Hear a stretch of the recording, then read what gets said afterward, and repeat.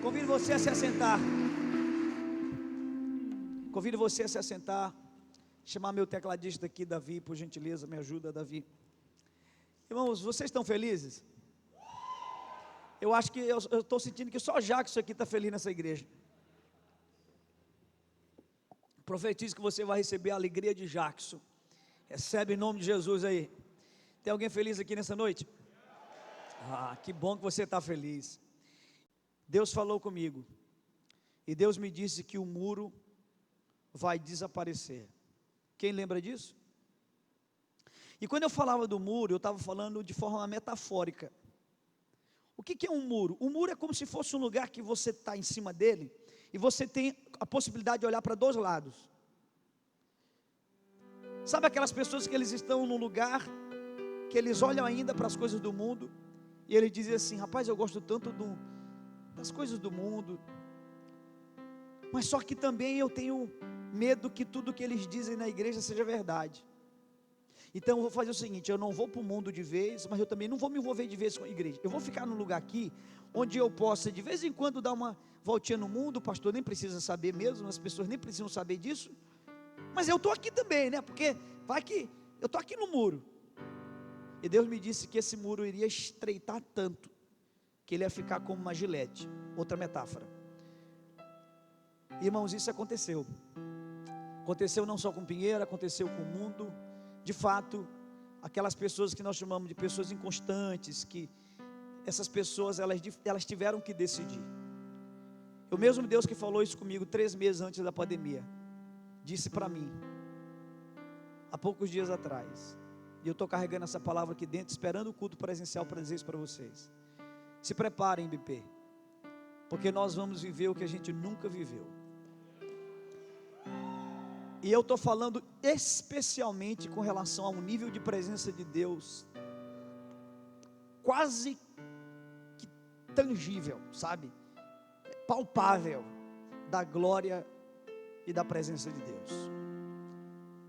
Nós iremos entrar nos ambientes de nossas células, nós iremos entrar no ambiente de um templo como esse, e você vai sentir a glória de Deus, a presença maravilhosa do Espírito Santo. Posso ouvir um amém? Quem crê nisso? Amém. Então pode anotar isso, e possivelmente eu estarei de quando em quando repetindo isso aqui, porque é uma palavra que Deus tem falado muito ao nosso coração. Deus me disse assim: olha, eu vou restaurar pessoas. Deus me disse que tem gente que está no mundo agora, nesse exato momento, bebendo no mundo mesmo, sabe, na farra, na gandaia, como a gente diz aqui na Baixada, mas eles vão ser resgatados. Deus vai trazer eles, e eles vão vir com uma força, com uma veemência, com uma paixão. Aleluia, louvado seja o nome de Jesus. Então vamos começar a série. Hoje nós começamos a falar sobre encontrando Jesus. Esse é o título da nossa série. E o objetivo dessa série não é dar a você um pouco mais de informação sobre o assunto. Não, o que nós queremos é que, e eu digo nós, eu diria, o que Deus quer é que nós tenhamos mais experiências com Jesus, que nós tenhamos mais intimidade com Jesus. Então o objetivo da série é proporcionar experiências, intimidade, e não necessariamente informação. Aí eu quero que você pegue a sua Bíblia em Gênesis capítulo 3, eu vou ler o verso 7 e o verso 21. Gênesis capítulo 3, versículo 7. Irmão, você está de máscara, mas você pode glorificar a Deus, tá bom? Só essa dica aí, não tem problema não. Gênesis capítulo 3, versículo 7, diz assim a palavra de Deus: abriram-se então os olhos de ambos, e percebendo que estavam nus, coseram folhas de figueira e fizeram aventais para si. Diga comigo, aventais. Vamos para o versículo 21. Fez o Senhor Deus túnicas, diga túnicas, túnicas de peles para Adão e sua mulher, e os vestiu. Amém? Curve sua cabeça. Espírito Santo, está aqui a tua palavra, ela é viva e poderosa. A suficiência no Espírito, a suficiência em Jesus, a suficiência no Pai, a suficiência na palavra e a insuficiência no pregador. Então me ajuda, Senhor, faz, opera para a glória do teu nome, em nome de Jesus, amém. Queridos irmãos, nós temos aqui essas duas expressões, e o primeiro episódio de hoje vai ser aventais ou túnicas. Do que nós estamos vestidos? Do que eu estou vestido? Do que tu está vestido, Esdras? Do que essa igreja está vestida? Estamos vestidos com aventais ou estamos vestidos com túnicas? Antes de começar a pregar, eu preciso te dar algumas informações, e elas são informações assim, do campo da teologia, então vai parecer um pouco pesado, mas tenha paciência, eu preciso só de 3 minutos para fazer isso, para que você possa entender. Você sabe que na língua portuguesa existe o que a gente chama de figuras de linguagem, e nós temos alguns tipos de figuras de linguagem.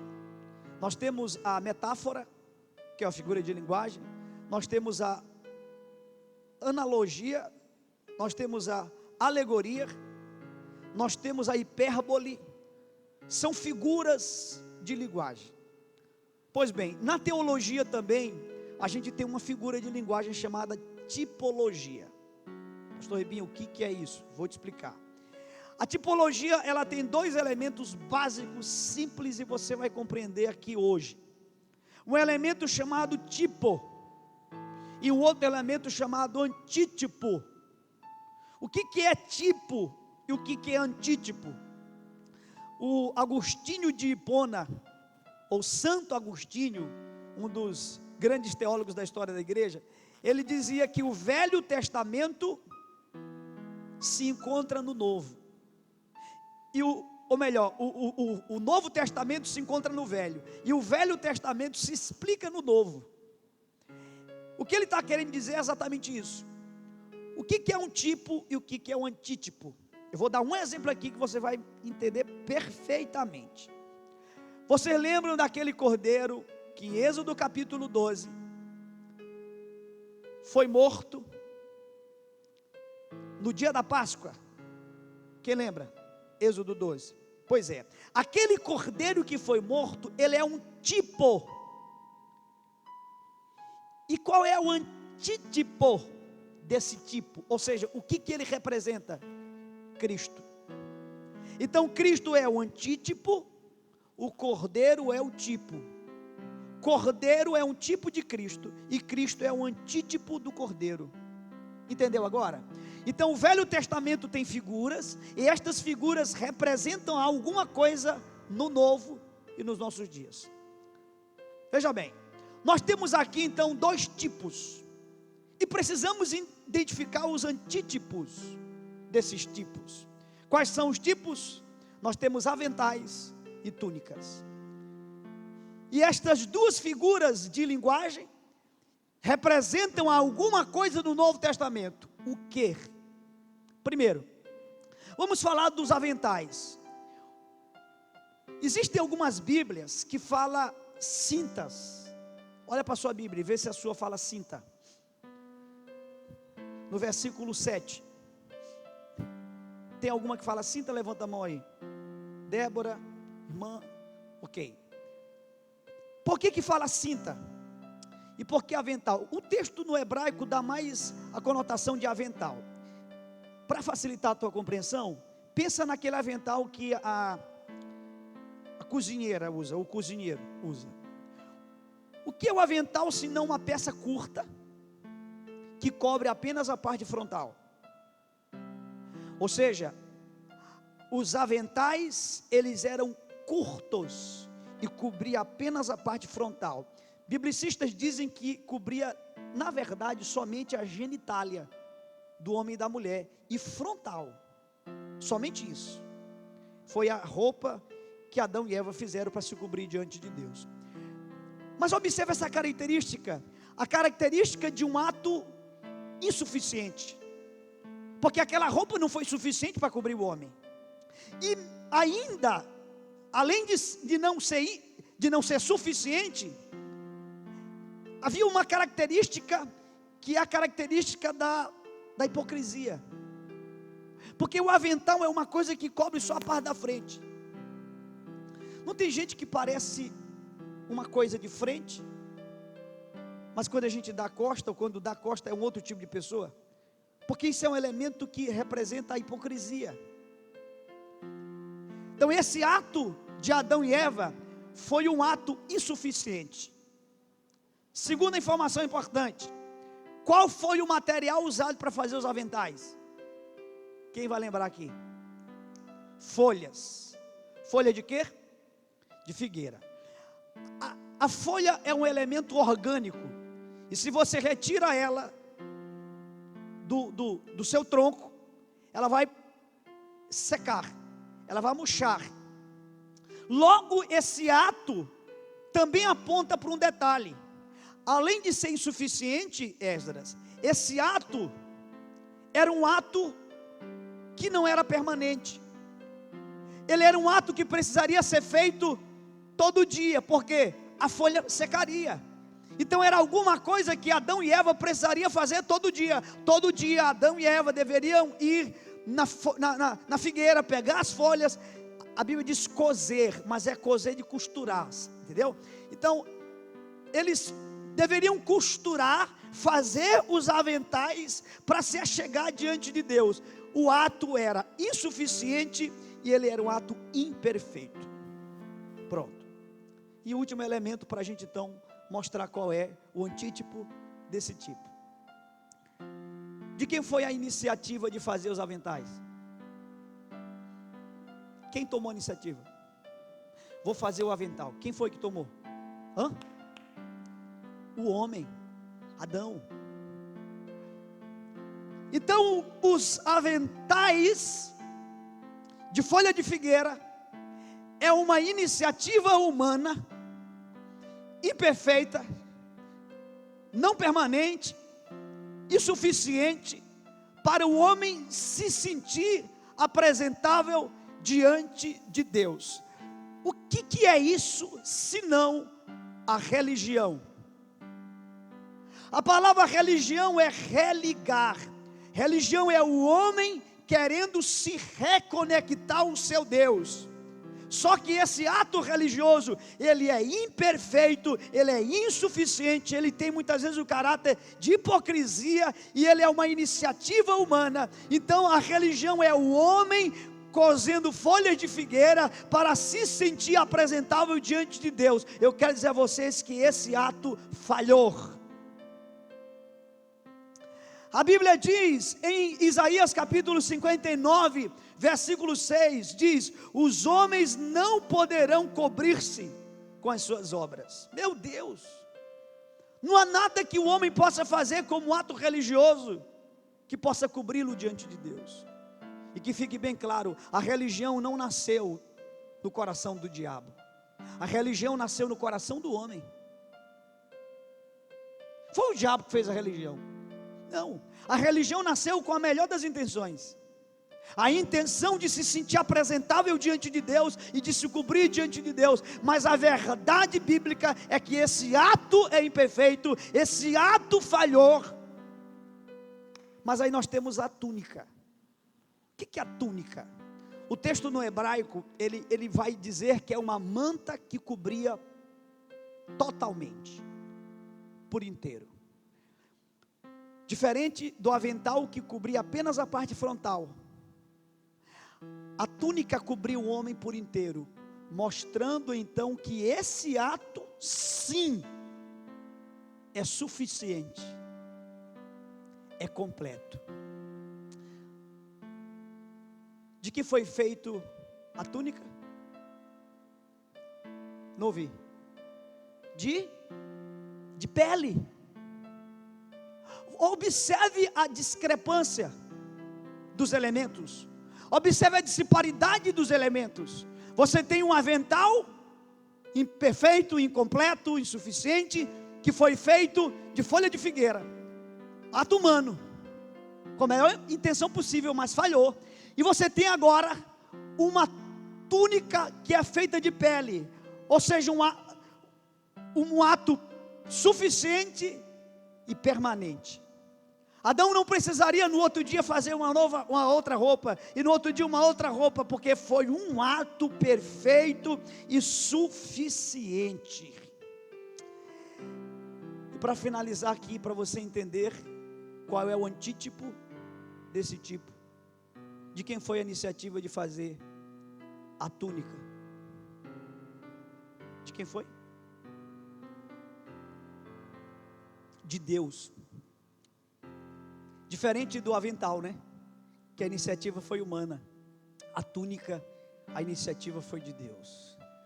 Pois bem, o que significa a túnica? Um ato suficiente, permanente, cuja iniciativa é divina. Essa é a notícia, ou melhor, a boa notícia, chamada Evangelho.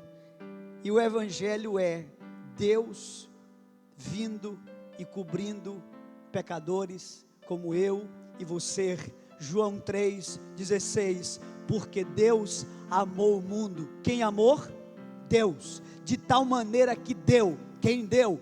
Deus, o seu Filho. Que Filho? Filho de Deus, unigênito, para que todo aquele que nele quem? Deus, creia e tenha vida eterna. O Evangelho, Carlinhos, é Deus indo e cobrindo todas as tuas imperfeições. E a religião é você tentando fazer coisas para se sentir apresentável diante de Deus. Assim como Isaías diz que o homem não pode cobrir-se diante de Deus, o salmista no Salmo 32, versículo 1 diz: bem-aventurado aquele cujo pecado é coberto. E você vai já entender o que significa essa expressão. Você vai já entender. Ficou claro agora? Vamos lá. Avental e túnica são antítipos ou tipos? Eu preciso do teu cérebro para ver essa pregação aqui hoje.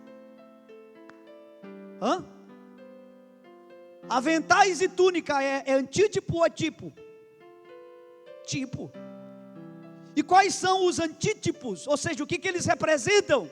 Avental representa religião, e a túnica representa o Evangelho.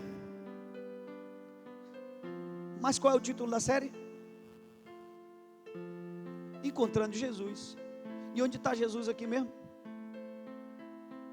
Onde é que está Jesus aqui, pastor Ibi? Eu não entendi até agora. Você vai entender agora.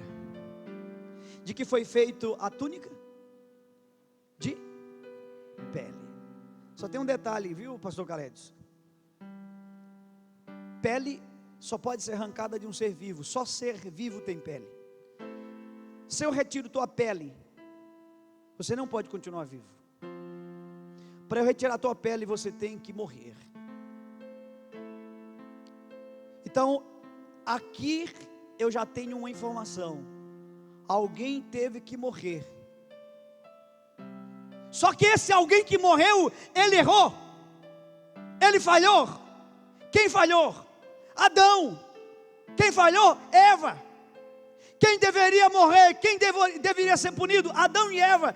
E Deus vai e mata alguém inocente, para que esse sacrifício pudesse cobrir gente como a gente. Que ato é esse? Porque alguém pode dizer assim: mas pastor Ribinha, isso não é justo. E não é justo mesmo. O nome disso não é justiça humana. O nome disso é graça divina. É a morte de um inocente chamado Jesus, cobrindo pecadores como eu e você. Por isso que João disse em João capítulo 1 versículo 29: tu és o Cordeiro de Deus que tira o pecado do mundo. Que você entenda isso no nome de Jesus. Isso é a graça. Encontrando Jesus, onde está Jesus aqui em Gênesis capítulo 3, Jesus foi esse ser inocente, que foi sacrificado, ele foi morto, para que esse sacrifício pudesse brotar uma túnica chamada graça, que nos cobriu. É incrível como os poetas têm uma capacidade de dizer coisas em poucas linhas, que a gente às vezes quer falar num sermão inteiro, a gente não consegue. Um poeta vai, compõe e diz.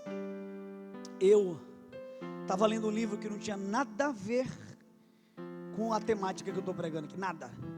No meio do livro eu encontro um poema, e o poema tinha uma estrofe, e a estrofe diz tudo que talvez eu não consegui dizer. O poema diz, uma pequena estrofe, e essa estrofe diz assim: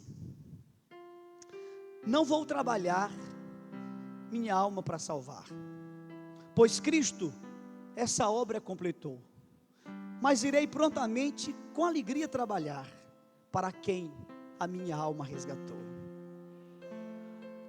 Eu vou repetir para você entender. Não vou trabalhar minha alma para salvar, pois Cristo essa obra completou, mas prontamente irei com alegria trabalhar para quem a minha alma resgatou. Santidade não é o que você faz, é para quem você faz. Um budista pode ter a vida moral mais ajustada do que a minha e a sua, isso não faz dele um homem santo, porque santidade só pode ser uma resposta ao sacrifício perfeito que Jesus fez naquela cruz. Aleluia!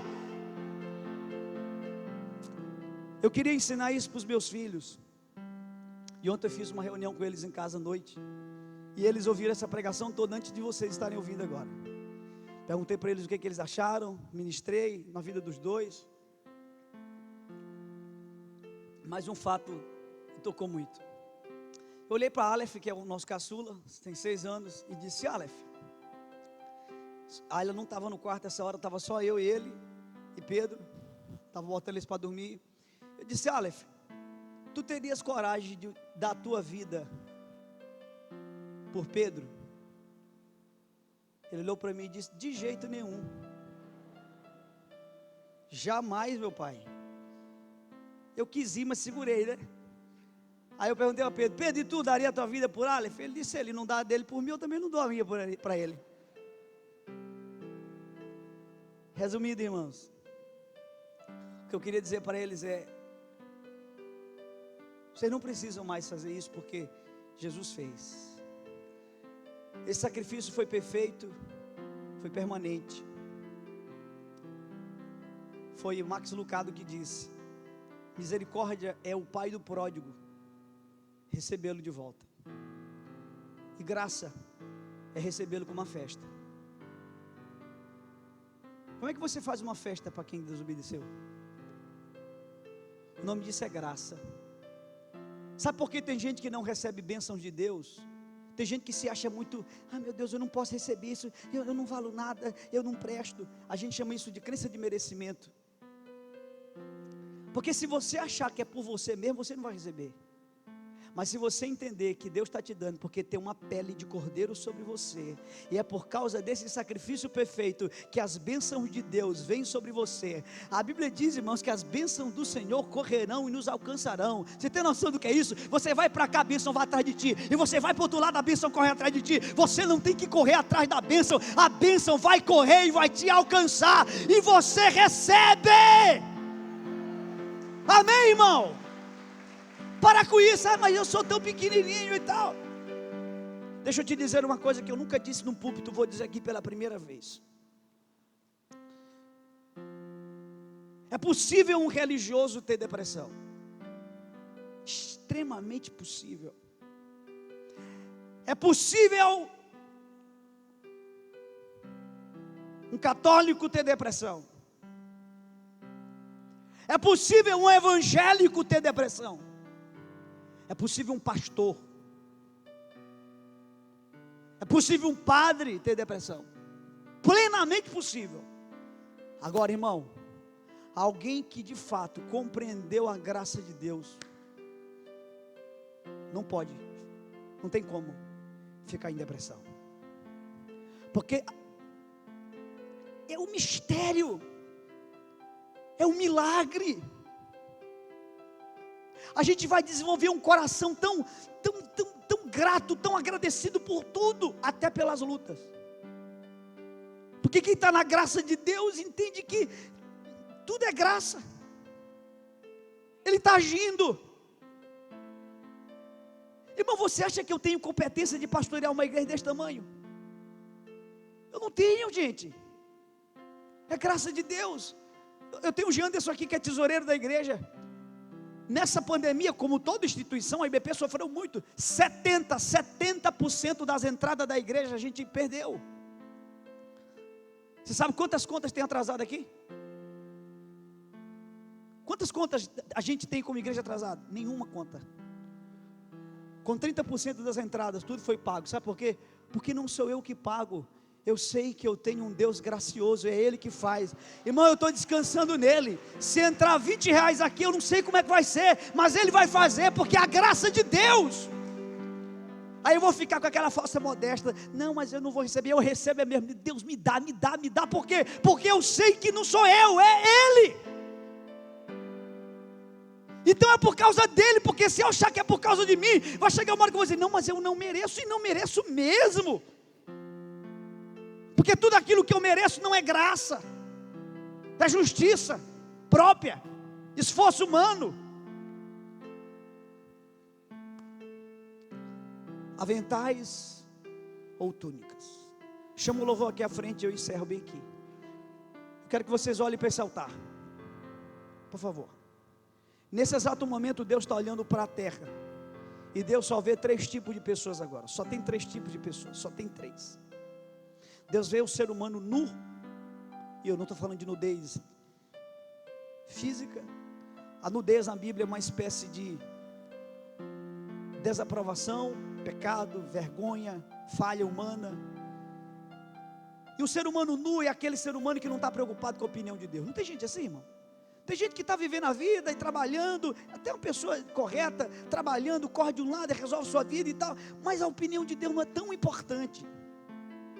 Tem gente agora que não é uma pessoa má, uma pessoa do bem, mas está na rua bebendo a cerveja, né, nas festas e tal, e Deus, não, Deus a gente se acerta aí no final, vai se acertando. Então, tem gente que não está preocupado com a opinião de Deus. Essas pessoas estão nuas, mas nós temos um tipo de gente que não está nu. Diferente desse aqui que não se preocupa com a opinião de Deus, esse aqui se preocupa. Ele se preocupa tanto que ele começa a fazer coisas, inclusive folhas de figueira, com a melhor intenção possível. Ele quer se sentir apresentável diante de Deus. Olha, meu Deus, olha como eu sou uma pessoa boa. Olha, eu dou meu dízimo, eu sou corretinho. Olha, eu sou uma bênção. Me recebe, por favor. O nome disso é religião. Apesar dessa ser uma motivação boa, falhou. Não foi completo. Não foi suficiente. Um gesto humano que nunca deu certo. Mas nós temos o terceiro tipo de pessoas que Deus olha e vê. Aquelas pessoas que estão cobertas com a túnica de pele de um cordeiro, cobertos pela graça, cobertos pelo Evangelho. O incrível é que esses aqui, por mais que eles saibam que eles não precisam fazer para serem salvos, eles se doam muito mais, porque, lembra do poema? Não vou trabalhar minha alma para salvar, pois Cristo essa obra completou, mas irei prontamente e com alegria trabalhar para quem a minha alma resgatou. Os melhores trabalhadores da obra de Deus não são aqueles que trabalham para conquistar Deus, mas são aqueles que, porque foram conquistados, se doam de uma maneira incrível. E o que para outros parece um sacrifício, para eles é de uma leveza. É como um Policarpo, que foi bispo da igreja de Esmirna. Policarpo, a história vai falar dele. Policarpo era um senhor de 85 anos de idade, e ele foi executado em praça pública, porque ele era cristão, pela perseguição aos cristãos da época. E aí eles queriam amarrá-lo. Ele disse: não precisa me amarrar não. Não precisa me amarrar não. Eu fico aqui sem estar amarrado. E eles começaram a atear fogo, para que o fogo consumisse ele, que estava em torno de um tronco de pau. O fogo não chegava perto dele. Então eles começaram a querer furá-lo com uma lança. O sangue jorrava e abafou o sangue, o fogo. O sangue jorrou e apagou o fogo. E todo mundo dizia: mas como é que vai matar esse homem? Nós vamos te matar agora. Ele dizia: você não pode me matar. Como é que vocês vão matar um homem que já está morto? Eu morri para o mundo, não vivo mais eu, Cristo vive em mim, e a vida que agora vivo, vivo na fé.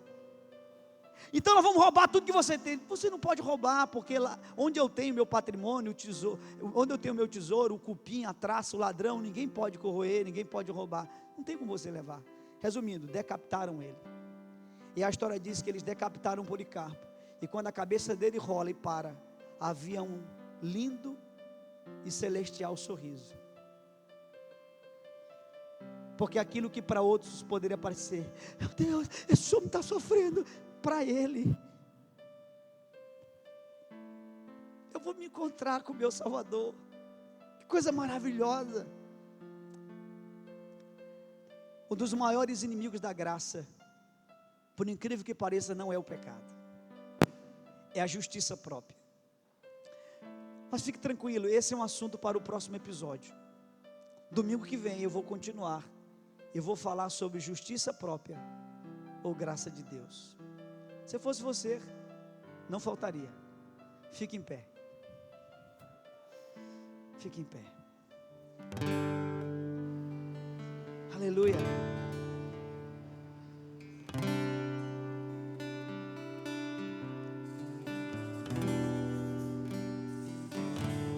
Para Deus te vestir com a túnica de pele, você precisa tirar esses aventais de folha de figueira.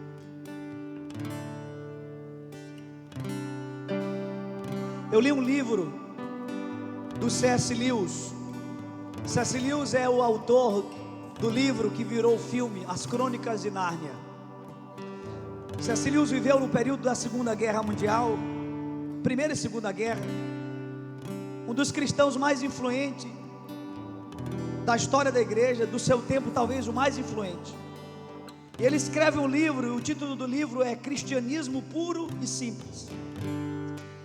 E tem um capítulo do livro que ele diz assim: se você quiser pular esse capítulo, pule, sem problema, sem ressentimento, pode pular, porque esse capítulo é só para aquelas pessoas que deram tudo, e depois de darem tudo, descobriram que falharam, descobriram que tudo que conseguiram fazer foram folhas de figueira. Rapaz, esse capítulo me destruiu. Eu vou usar uma expressão aqui da Baixada: eu fiquei igual arroz de terceira, miudinho, quebradinho. Era lá, baixou e canta. Agora há pouco eu estava orando aqui, eu dizia para Deus: Deus, não tira mais de mim essa pele. Irmão, que leveza. Meu Deus, que coisa maravilhosa. É tão bom saber que tudo já foi feito. Pastor Ibinha, se tudo já foi feito, qual é o meu esforço então? Eu vou te dizer qual é o teu esforço. Porque Deus amou o mundo de tal maneira que deu o seu Filho unigênito, para que todo aquele que nele crer,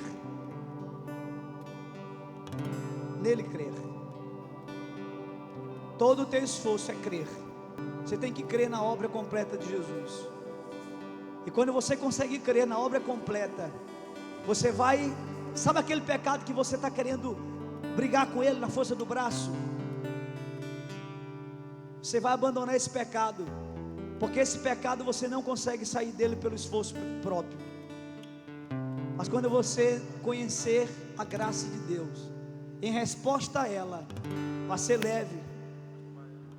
Aleluia. Eu sinto que o Espírito Santo, irmãos, existem homens aqui, e gente que está aqui agora, que nesse tempo de pandemia, o diabo, o inimigo, quase levou você para o mundo. quase que o inimigo levou você, abocanhou você. Tem gente aqui, gente boa, irmão, gente que quer viver para Deus, mas que se sentiu fracassado, pesado, porque fez, deu o seu melhor e não teve resultado.